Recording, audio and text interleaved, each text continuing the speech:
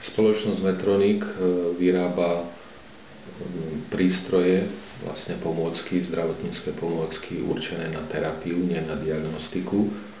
Medzi hlavné produktové portfólio patrí oblasť kardiodivízie, kde spoločnosť vyrába kardiostimulátory, defibrilátory a pacemakery. Potom je ďalšia oblasť kardiovaskulárna chirurgia. Ďalej je to oblasť ortopédie, neurológie a tiež vyrábame prístroje pre navigáciu. A ďalšou divíziou, ak to tak môžem povedať, je oblasť diabetu.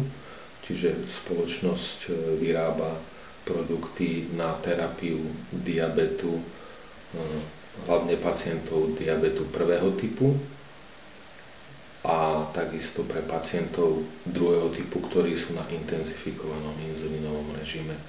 Je to oblasť inzulínových pump a oblasť kontinuálneho monitoringu glukózy.